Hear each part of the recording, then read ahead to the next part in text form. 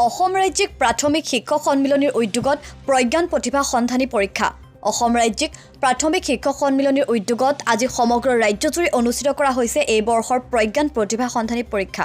সমগ্ৰ ৰাজ্যৰ সমান্তৰালকৈ নাজিৰা মহকুমা প্ৰাথমিক শিক্ষক সন্মিলনীৰ সহযোগত নাজিৰা উচ্চতৰ মাধ্যমিক বালিকা বিদ্যালয়ত আজি অনুষ্ঠিত হয় এই পৰীক্ষা।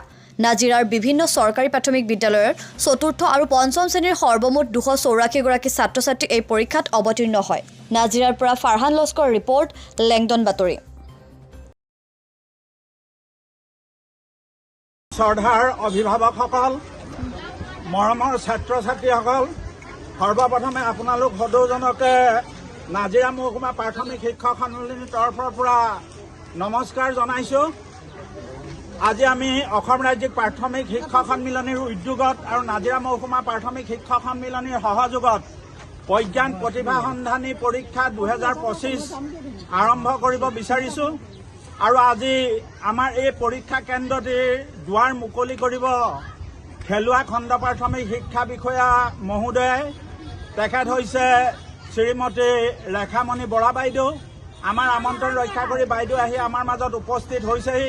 আমি বাইদেউক স্বাগতম জনাইছোঁ আৰু আমি অভিভাৱকসকলক অনুৰোধ জনাইছোঁ যাতে আপোনালোকৰ সন্তানক আমি সুন্দৰভাৱে পৰীক্ষা গৃহত প্ৰৱেশ কৰোৱাম। আমাৰ সুব্যৱস্থা কৰি থোৱা আছে, আমাৰ ছিট মতে বহিব।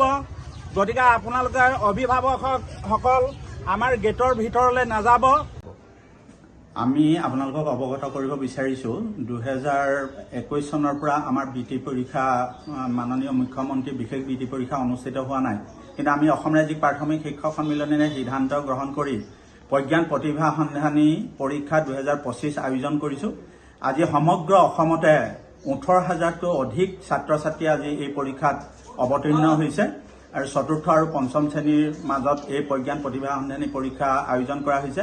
আমি নাজিৰায়ো ইয়াত সহযোগিতা আগবঢ়াইছোঁ।